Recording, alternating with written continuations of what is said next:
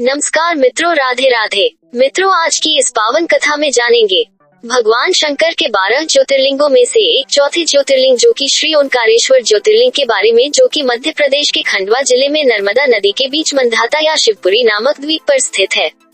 यह ओंकारेश्वर ज्योतिर्लिंग 2 स्वरूप में मौजूद है।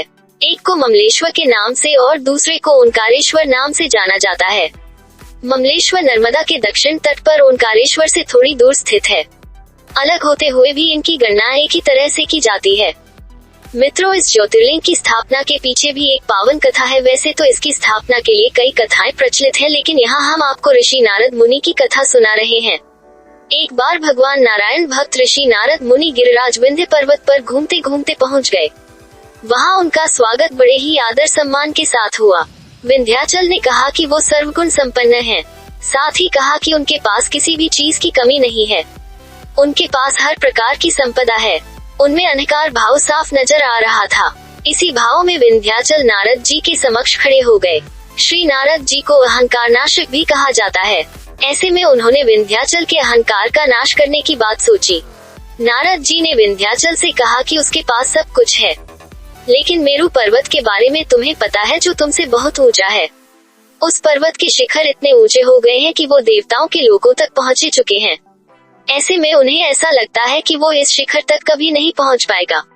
विंध्याचल से ये सब कहकर नारद जी वहां से प्रस्थान कर गए। उनकी बात सुनकर विंध्याचल को बहुत दुख हुआ।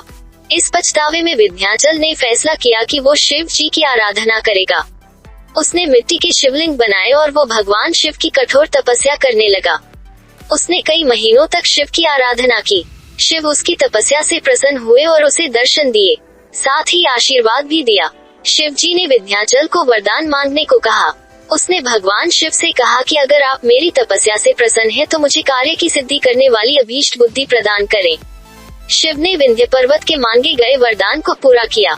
उसी समय देवतागण तथा कुछ ऋषिगण भी वहां पहुंच गए। इन सभी ने अनुरोध किया कि वहां स्थित ज्योतिर्लिंग 2 स्वरूपों में विभक्त हो जाए।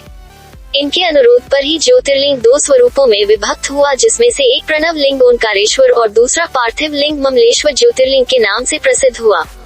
तो मित्रों, अगर आपको ये कथा अच्छी लगी हो तो कृपया हमारा चैनल लाइक करें और सब्सक्राइब करें। धन्यवाद।